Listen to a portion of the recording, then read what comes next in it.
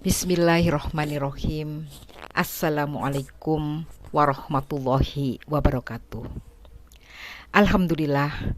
Alhamdulillahilladzi arsala rasulahu bil huda wa dinil haq liyudhhirahu 'alad dini kullih wa kafa billahi syahida.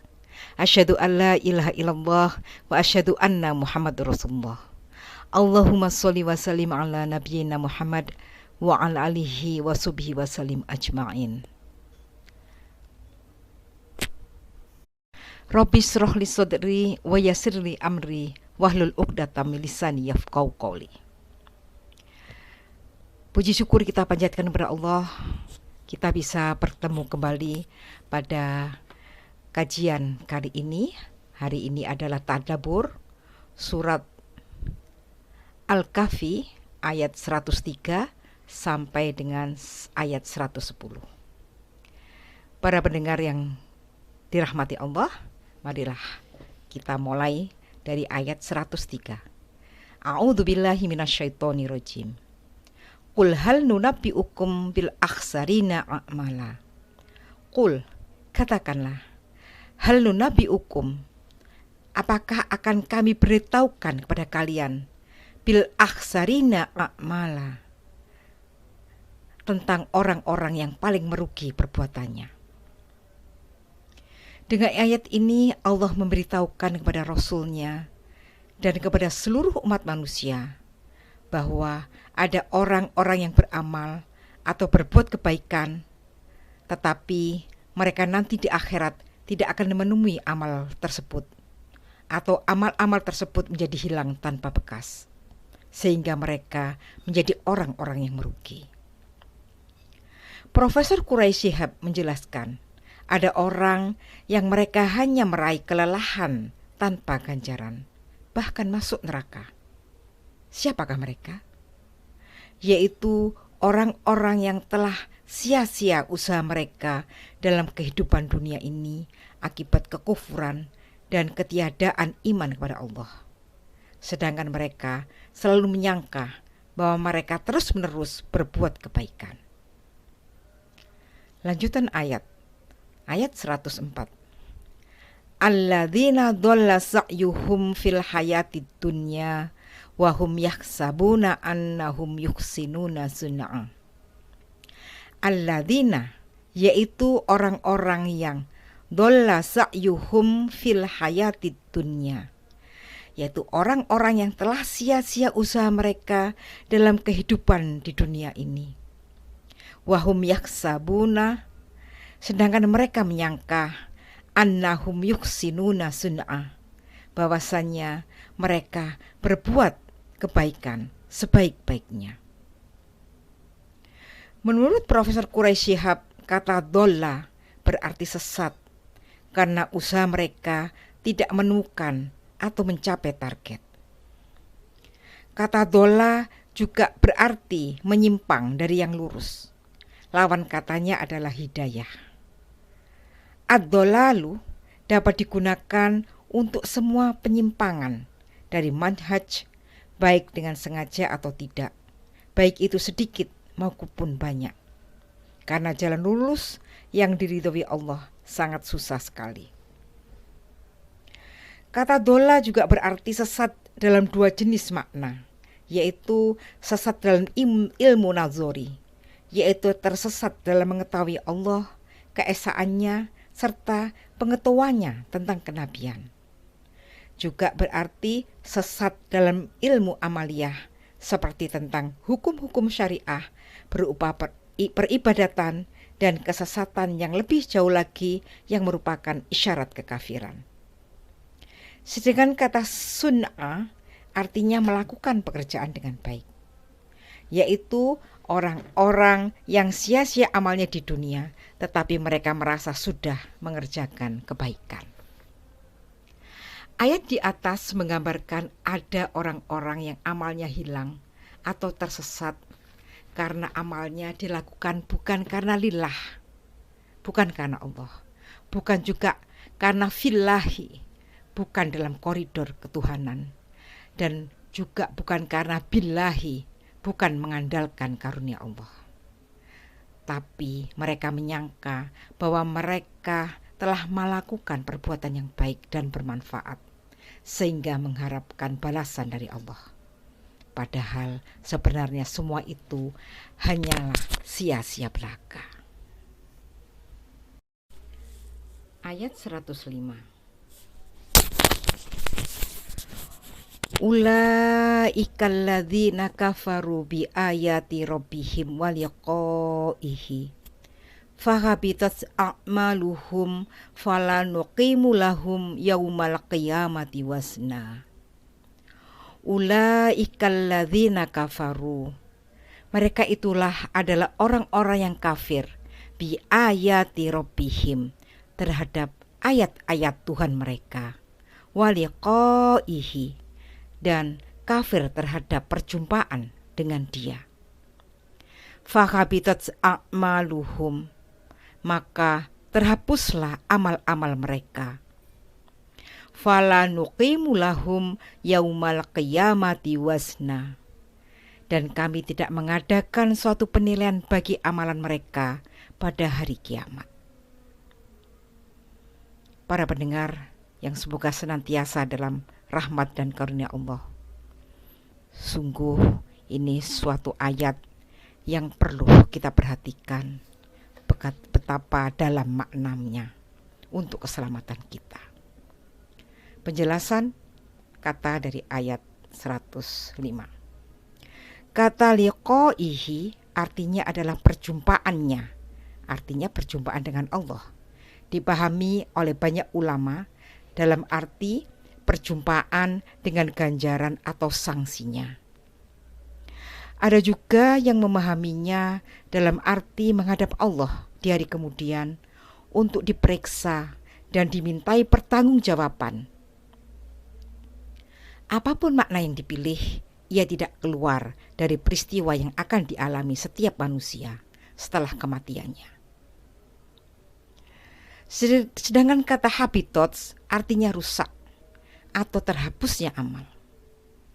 Terhapusnya amal itu ada 3 macam. Yang pertama, amal yang dilakukan adalah amal-amal duniawi, sehingga ia tidak memberi manfaat sama sekali pada hari kiamat.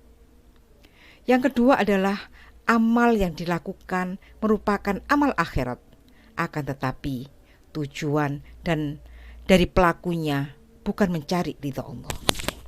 Sedangkan rusaknya amal yang ketiga adalah apabila amal yang dilakukan merupakan amal soleh, akan tetapi ia juga melakukan amal-amal buruk yang sebanding dengannya. Kata wazna berarti ukuran berat yang dihitung dengan menggunakan neraca dan timbangan. Profesor Dr. Hamka menjelaskan dalam tafsirnya kalimat fala nuqimu lahum yaumal qiyamati wasna sebagai berikut, yaitu tidak akan ada amalan yang patut masuk timbangan di hari kiamat, karena amalan itu hanya besar bungkusnya saja, tapi tidak berisi. Tidak ada yang penting untuk dimasukkan ke dalam mizan atau timbangan, karena tidak ada harganya. Kita lanjutkan pada ayat 106. Dzalika jazaohum jahannamu bima kafaru wattakhadhu ayati wa rusuli huzwa. Dzalika jazaohum jahannam. Demikianlah balasan mereka itu neraka jahanam. Wattakhadhu ayati, disebabkan kekafirannya mereka dan disebabkan mereka menjadikan ayat-ayatku, warusuli dan rasul-rasulku huzwa sebagai olok-olok. Beberapa hal yang menyebabkan amal menjadi batal atau kosong menurut ayat ini adalah sebagai berikut. Pertama, apabila seseorang kafir terhadap ayat-ayat Allah. Yang kedua, kafir terhadap pertemuan dengan Allah di akhirat. Yang ketiga, kafir milah. yaitu kafir kepada agama Nabi Muhammad SAW dan Nabi Ibrahim alaihissalam. Memperolok-olok. Yang keempat adalah memperolok-olok ayat-ayat Allah. Untuk orang-orang yang tersebut di atas, Allah tidak akan menghisapnya karena secara otomatis amal-amalnya terhapus dengan sendirinya. Profesor Dr. Hamka menjelaskan kalimat wattakhadhu ayati wa rusuli huzwa, yaitu mereka mengolok-olok ayat-ayat Allah dan rasul-rasul Allah karena kesombongan dan tidak tahu diri. Menyangka bahwa hidup itu hanyalah apa yang dihadapi sekarang. Tidak ada pegangan dan tidak ada ingatan akan hari esok. Para pendengar yang dirahmati Allah, ini sungguh pesan Allah yang harus kita perhatikan. Begitu dalam maknanya, begitu penting kita perhatikan. Ayat 107. Innalladzina amanu wa amilus solihati kanat lahum jannatul firdausi nuzula. Innalladzina amanu, sesungguhnya orang-orang yang beriman, wa amilus solihati, dan beramal soleh, kanat lahum jannatul firdausi nuzula, adalah bagi mereka surga Firdaus sebagai tempat tinggal. Para pendengar yang dirahmati Allah, setelah Allah berbicara tentang orang-orang yang sia-sia amalnya dan balasan orang-orang yang seperti itu adalah neraka jahanam, pada ayat berikutnya ini Allah menyampaikan bagi orang-orang yang beriman dan beramal soleh, bagi mereka adalah Jannatul Firdaus. Kata kanat dalam ayat 107 berfungsi menunjukkan kemantapan serta kepastian ganjaran yang disediakan oleh Allah terhadap orang-orang yang beriman. Kata Firdaus ada yang memahaminya sebagai nama tingkat tertinggi dari surga, dan ada juga yang menilainya pertengahan surga. Hadis-hadis tentang surga Firdaus. Rasulullah SAW bersabda, sesungguhnya di surga itu ada 100 derajat di antara setiap 2 derajat seperti langit dan bumi. Dan Firdaus adalah derajat yang paling tinggi, dan dari atasnya ada arsy, dan darinya terpancar sungai-sungai yang 4. Maka apabila kalian berdoa kepada Allah, maka mintalah surga Firdaus. Hadis riwayat Imam Ahmad, At-Tirmizi, dan Al-Baihaqi. Dalam hadis yang lain, Rasulullah juga bersabda, mintalah surga Firdaus kepada Allah. Sesungguhnya ia adalah surga yang tersembunyi, dan sesungguhnya penghuni Firdaus dapat mendengar senandung ars. Ayat selanjutnya, khalidina fiha la yabghuna anha hiwala. Khalidina fiha, mereka kekal di dalamnya. La yabghuna anha hiwala, mereka tidak menginginkan berpindah daripadanya. Kata hiwala berarti berubah dan terpisahnya sesuatu dari yang lain. Sesungguhnya orang-orang yang beriman itu kekal abadi dalam surga. Namun, tabiat jiwa manusia selalu berubah-ubah, seringkali bosan dengan kemapanan dan bosan berada dalam suatu keadaan dan satu tempat.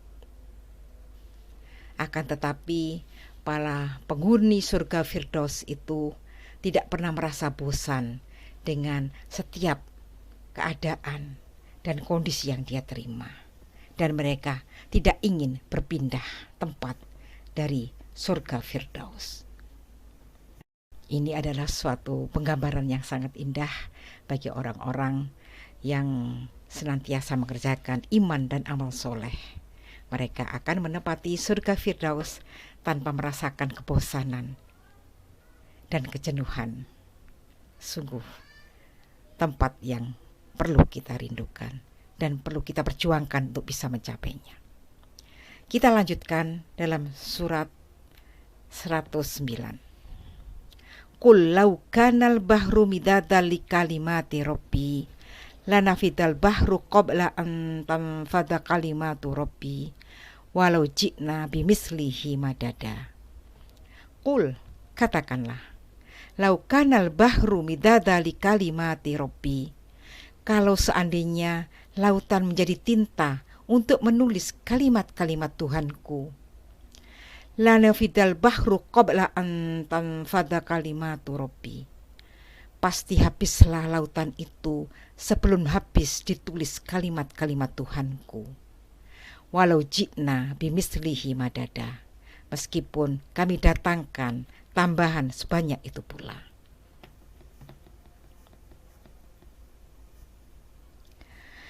Kata midada populer dalam arti tinta, tetapi ia juga berarti minyak yang digunakan untuk penerang lampu.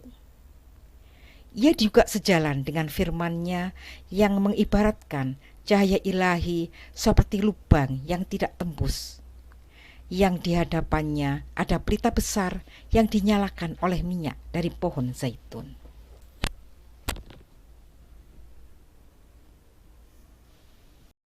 Kata kalimatun adalah bentuk jamak dari kalimatun. Ada ulama yang memahaminya dalam arti pengetahuan Allah.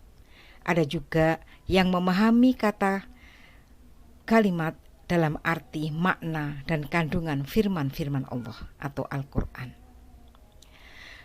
Profesor Dr. Hamka menjelaskan ayat tersebut sebagai berikut.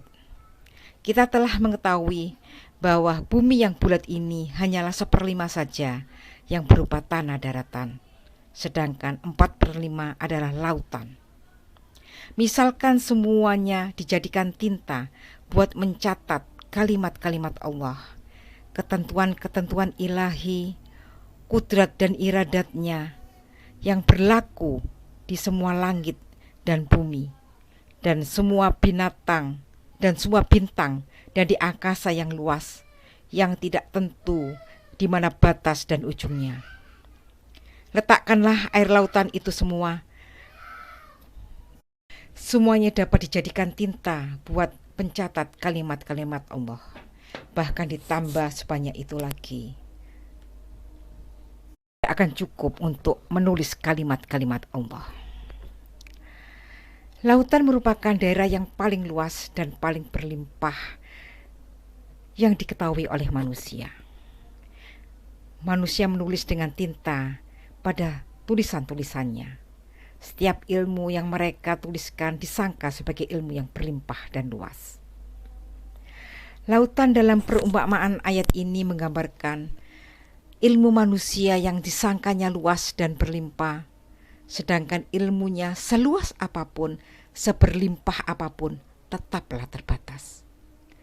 Kalimat-kalimat Allah atau ilmu-ilmu Allah digambarkan bahwa ilmu ilahi yang tak terbatas dan tidak diketahui oleh manusia. Puncaknya, bahkan tidak mungkin bisa manusia mempelajari atau merekam, apalagi mengikuti secara keseluruhan. Para pendengar yang dirahmati Allah, kita lanjutkan pada surat 110.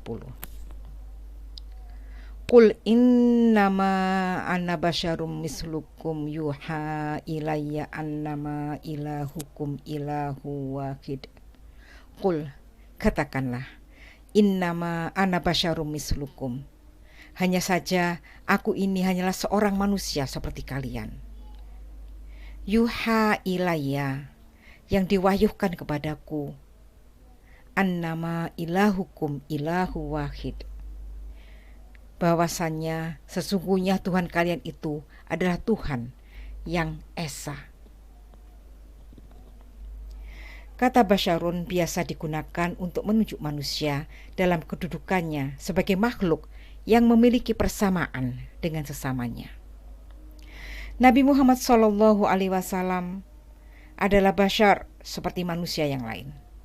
beliau memiliki juga panca indera sebagaimana yang lain, merasakan lapar dan dahaga, merasakan sedih dan gembira, serta memiliki naluri dan kebutuhan-kebutuhan faali serta psikologis. Kelanjutan dari ayat 110 adalah faman kana yarju liqa'a rabbih falyamal amalan sholihan wala yusrik bi ibadati rabbih ahada.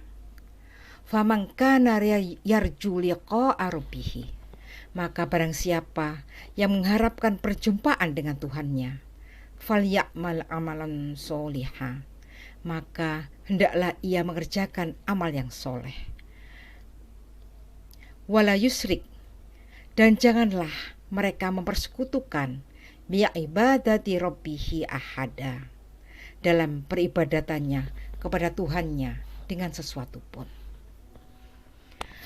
Makna kalimat falyamal amalan sholiha, hendaklah dia mengerjakan amal yang soleh, adalah kalimat singkat yang menggambarkan dakwah Islamiyah, yakni beramal yang baik dan bermanfaat untuk diri sendiri, keluarga, dan masyarakat luas karena Allah semata.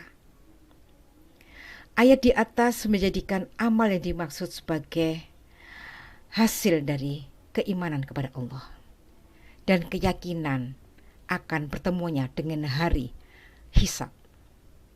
Tanpa keimanan tersebut, seseorang tidak akan terdorong untuk melakukan amal-amal soleh secara ikhlas. Ayat di atas sekedar menyatakan harapan akan ada pertemuan dengan Allah, yakni walau belum sampai tingkat keyakinan yang sudah cukup untuk melakukan amal-amal kebaikan. Memang dengan harapan pun seorang sudah dapat terdorong untuk beramal soleh, apalagi kalau sepenuhnya dia sudah mencapai tahap keyakinan, yakin benar bahwa dia akan bertemu dengan Rabbul Alamin. Dengan keyakinan akan bertemu dengan hari kiamat serta yaumul hisab, serta mendapatkan ganjaran dari Allah atas segala perbuatan baiknya, akan mengantar manusia berhati-hati sehingga tidak mau mengambil risiko dengan melakukan pelanggaran yang dapat menjadikannya terancam dari siksa ilahi. Sungguh ayat-ayat yang perlu kita resapkan dalam diri kita. Betapa manakala seorang hamba menyadari bahwa dia adalah hamba Allah yang akan bertemu dan yakin bertemu dengan Robnya, maka seorang itu mustahil melakukan suatu kejahatan-kejahatan, dan dia akan terdorong untuk melakukan amal soleh. Dan semuanya itu didorong dari keyakinan, akidah yang benar, bahwa semua apa yang dia lakukan itu akan ada timbangannya, akan ada balasannya. Manakala kita semua bisa senantiasa mengingat ayat ini, menjaga ayat ini di dalam dada-dada kita, menghidupkannya, sehingga hal itu bisa menjaga kita daripada melakukan hal-hal yang bisa merugikan kita sendiri, karena kita melakukan sesuatu yang tidak diridhoi Allah. Para pendengar yang dirahmati Allah,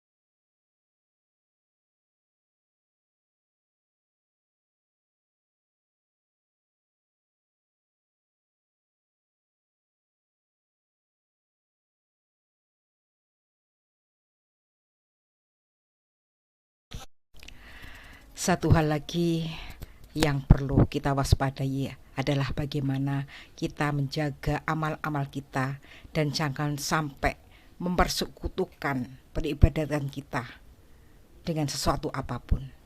Sebagaimana pesan Nabi Muhammad SAW, beliau bersabda, "Sesungguhnya Tuhan kalian berfirman, Aku adalah sebaik-baik sekutu.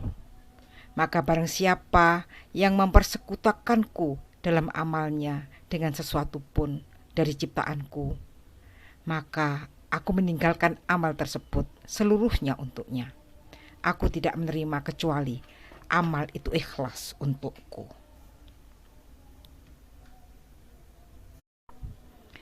Para pendengar yang senantiasa, semoga dalam rahmat dan karunia Allah, inilah ayat-ayat yang luar biasa dari akhir surat Al-Kahfi. Kenapa Rasul mengajarkan kepada kita untuk senantiasa membacanya setiap hari Jumat?